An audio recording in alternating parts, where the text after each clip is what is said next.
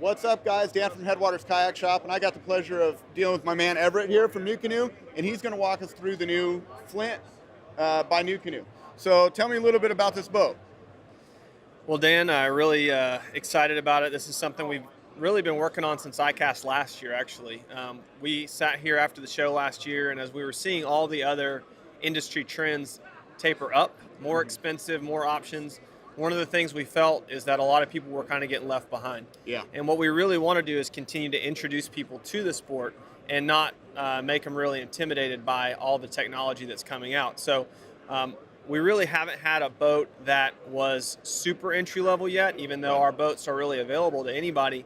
And that's what we wanted from the Flint. So the name really comes from the concept of a fire starter. We wanted the ultimate survival tool that's going to ignite passion in a new angler and maybe even kind of refuel the passion for somebody that's been fishing for a long time and maybe kind of lost their way and they're got all this extra crap that they're putting on their kayaks, but every now and then they just want to grab something, throw it in the back of the truck or on the roof of the car and go hit some small water somewhere. Yeah. And that's what this boat's going to do. So it's 11 feet 3 inches long.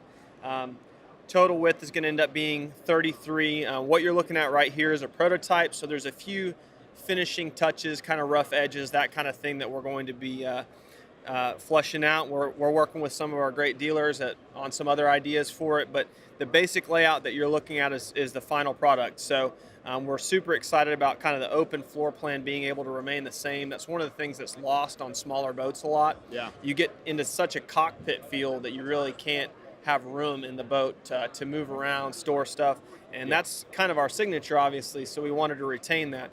So we've had some questions about like dry storage, for example. We do have small dry storage in the back, but we're not going to be putting any dry storage as a fixed aspect of the boat, but we will have some eventually as a bolt-on aspect of the boat if people want that. That will mount up here. As far as go ahead. I was going to say my experience with dry storage is it's not always dry anyway. You're still putting it in a dry bag, and you still have plenty of room for a dry bag or things you want to bring with you up here. So. Yeah, and you can always mesh net that kind of stuff in or bungee it in. So one of the things we did want to incorporate, though, is a lot of little features that a kayak angler will enjoy without having to add as many options on or bolt on things later. So we do still have one of our signatures, which is these rod tip holders that you've seen on the Frontier. We do have 4 flush mount rod holders in the back, which is a little different, and we've created some new angles for those to help keep your rods from tangling with each other and also to keep them off of limbs by keeping the guides pointed back all the time. It's got 8 scuppers, so this thing's going to drain extremely well, probably better than any boat we've ever had, actually.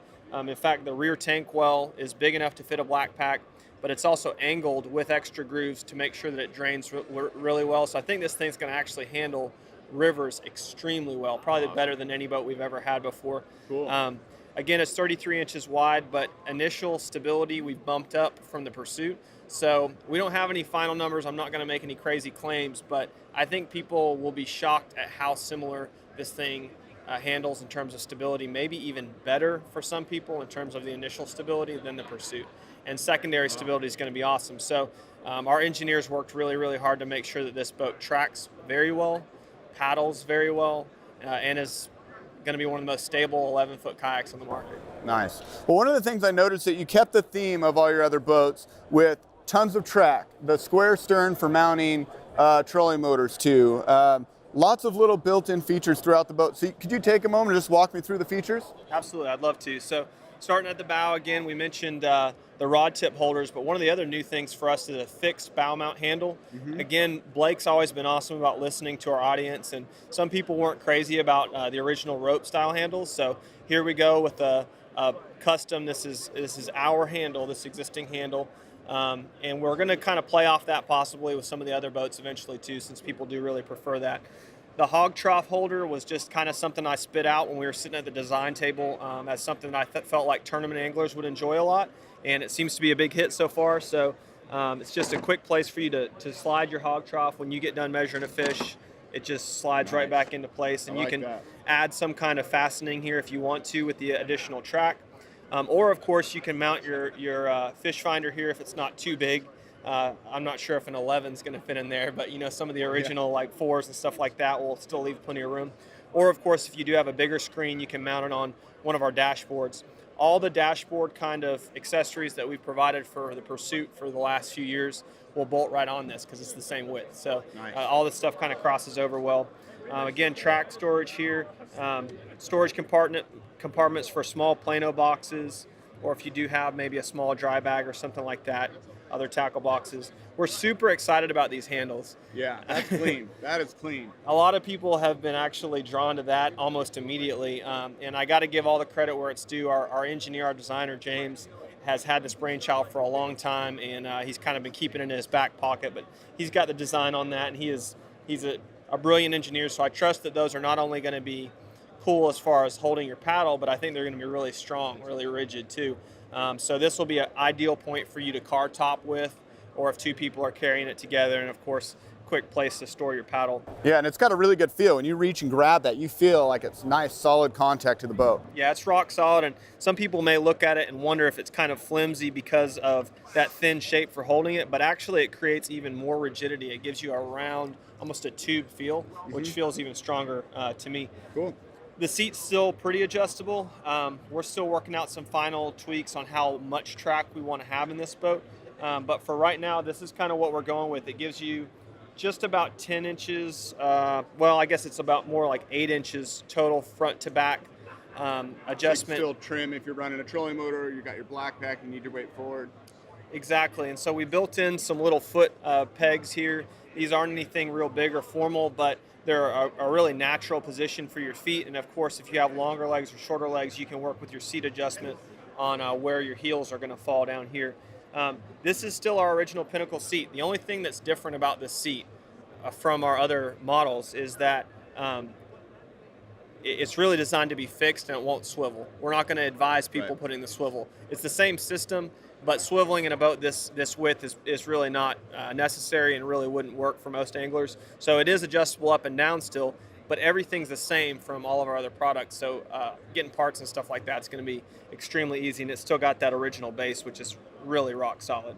So it sounds like the ideal concept is like, let's keep this boat under $1,000, right? That's your guys' aim, and give people a lot of built-in features, and then the ability to do what they want, similar to what you guys do with your other boats. Yeah, we're still the same company, man. So there was no need to reinvent the wheel. The wheel works great. Yeah. So our whole concept was use all the things that we've already had that work great and just build on them, and then take the price and knock it down under $1,000 where people are going to actually be able to afford it. Yeah. So moving back, obviously, I mentioned before, we have 8 scuppers. One of the big reasons that it was added this way is because some people were experiencing a little lack of drainage in their boats, especially if they had a lot of load or if they were storing stuff in the back. We wanted to respond to that by making sure that we went above and beyond. So the rear storage area has got extra drainage, and we've got scupper. And then, of course, if you move on back here with me, you'll see that we actually designed this whole area around the dry storage to drain as well. Yeah. So no water would be sitting around that rear hatch because, like you said, hatches leak, right? Right. And actually, if you remove this, you'll find that we have built the dry storage into the actual body of the boat. So there's not like a bag that would hang down and maybe also get wet. Yeah. It's actually built in, so there's no way for this to leak into the hull. Very nice. We still do have the rope handle back here. That's not necessarily a final design yet, but for right now, that's what we're going with because it works better for a lot of the accessories that we have, like the wheel kit. You mentioned the stern. That's still a big deal. It's just plug and play for stuff like the wheel kit, our power pole, trolling motors. Everything else is just going to bolt right on here just like it has with all of our other stuff. And so if somebody already has an existing boat of ours, they can still use all the same stuff on it. Right. So the idea being, if somebody had a Frontier or a Pursuit that they have all rigged up for tournaments, they can grab this little Flint as their skinny water boat that they can throw in the bed of their truck and then take the accessories that they've been using and toss it right on here. Yeah, we've had a lot of people that are gravitating towards some of the other popular river boats, and they do still end up having to have a big water boat. So they're buying sometimes even a Pursuit, and they still have another boat by another manufacturer that's designed to be a river boat, but they spent $1,900 on that boat. So our goal is to make sure that if guys do want to have multiple boats in the arsenal, that they're able to do that cost effectively.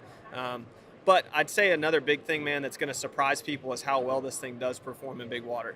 It tracks awesome. You might have noticed the shape of the bow is a little bit different. The pursuit is a lot taller and more pointy. That does sometimes pick up wind a little bit more. I've always found it knifes into the wind extremely well, but obviously if you're sitting still, it'll pick up wind. Well, with this new hull shape, it actually deflects the wind even better. So I think we're going to see more of these in big water than people realize. Nice. Well, Everett, we're super excited with what you guys are doing, with what you've done with the team, what you've done with the brand, and we appreciate your partnership as a dealer too. So thanks for taking the time to walk us through the new Flint. Thank you, Dan. I appreciate it. All right, Everett. We'll see you around.